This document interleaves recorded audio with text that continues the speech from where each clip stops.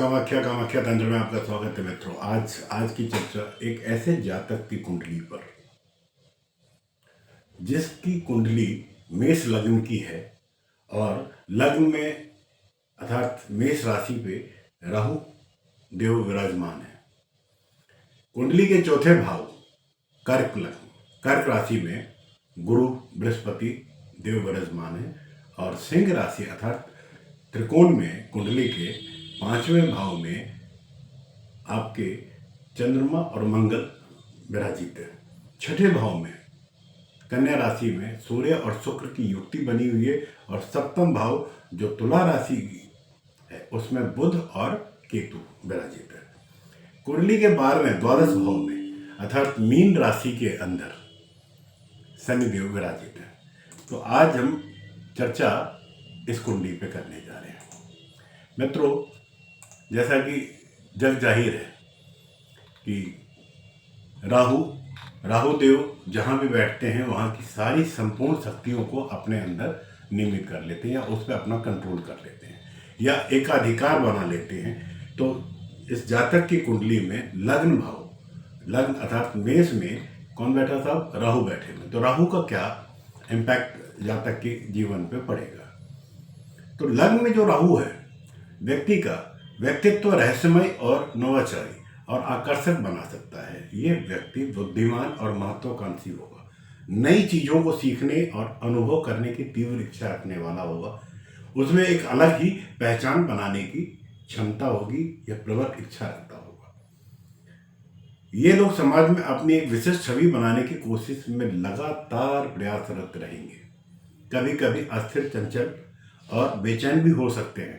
स्वास्थ्य के मामले में ये बहुत धनी होते हैं। मानसिक तनाव और चिंता होने की संभावनाएं देखी गई है। सिर दर्द या पाचन क्रियाओं में या पाचन संबंधी समस्याएं इनके जीवन में इनको कभी कभार जरूर मिलेगा। ये हर काम को तीव्र गति से और सुचारू रूप से करने के लिए उत्सुक रहते हैं। ये तो साहब लग्न का परिचय है। मेष लग्न में अगर राहु विराजित हैं तो अब चतुर्थ भाव में, मेष लग्न के चतुर्थ भाव कर्क राशि में अगर गुरु है तो पारिवारिक जीवन, जातक का पारिवारिक जीवन सुख समृद्धि से समृद्ध होगा। परिवार के सभी सदस्यों से अच्छे संबंध होंगे। ज्ञान और शिक्षा के मामले में जातक उच्च शिक्षा और ज्ञान को प्राप्त करता है। उसमें धार्मिक और आध्यात्मिक रुचि हो सकती है। इसके पास आवास और संपत्ति प्रचुर मात्रा में मिलेगा। जातक को आरामदायक आवास और संपत्ति का सुख मिलता ही मिलता है। जातक सदाचारी विचारों का होगा। ऐसे जातक पर समाज या हर व्यक्ति को पूर्ण विश्वास कर लेना चाहिए, क्योंकि जातक के चतुर्थ भाव में कर्क लग्न का उच्च का गुरु है। अब मैंने कहा था कि इस कुंडली में 5वें स्थान में मंगल और चंद्रमा दोनों की युक्ति बन रही है। तो बुद्धि और रचनात्मकता, जातक को मंगल और चंद्रमा की उपस्थिति पंचम भाव त्रिकोण में होने से, दूसरी बात है कि लग्नेश त्रिकोण में बैठा वो पंचमेश के साथ, पंचमेश बन के, तो जातक बहुत ही बुद्धिमान और तेजस्वी रचनात्मक होगा। ये कलाकार कलात्मक, साहित्यिक या तकनीकी क्षेत्रों में उत्कृष्ट प्राप्त कर सकता है। प्रेम और संबंध में जातक में बहुत ही चंद्रमा की वजह से प्रेम संबंध में भावुकता देखने को और उत्साह देखने को मिलता है। यह लोग अपने प्रेमी या प्रेमिका के साथ बहुत करीबी और समर्पण की भावना से जुड़ते हैं।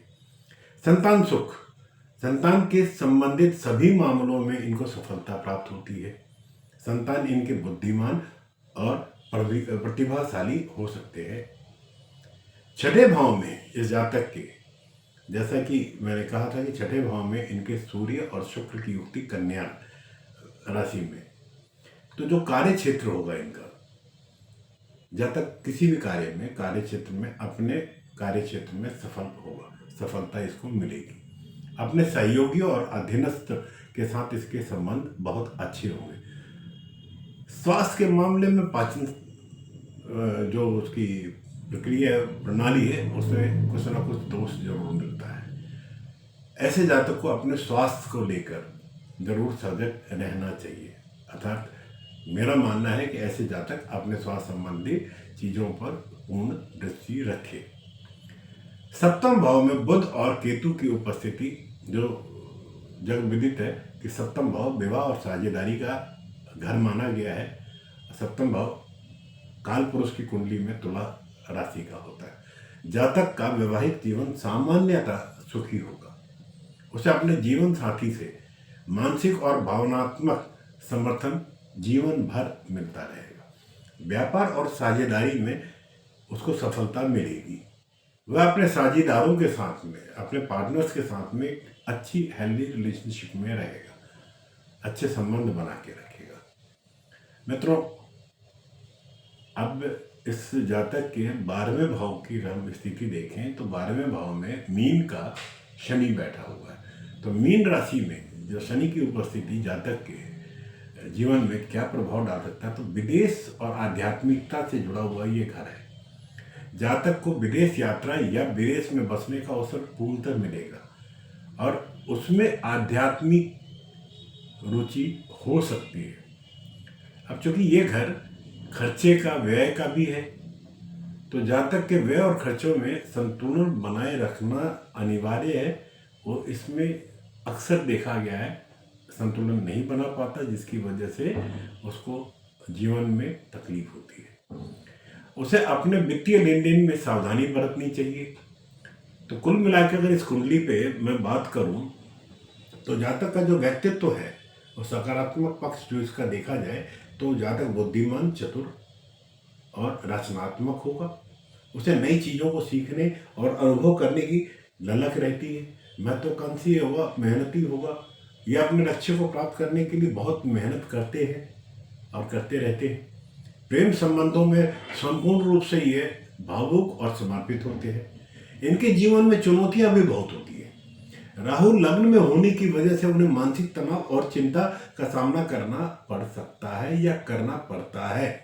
उनके विचारों और कार्यशैली में अस्थिरता बनी रहती है या हो सकती है। कभी कभी वे अति भावुक या जल्दबाजी में कुछ ऐसा निर्णय ले सकते हैं जिनसे उनको आने वाले समय में तकलीफ हो।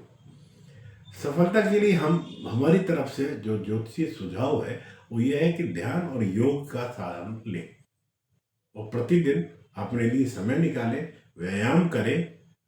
व्यायाम करके अपने लग्न को मजबूत करेंगे। ध्यान करके वो राहु पे अपना नियंत्रण बना के रख सकते हैं।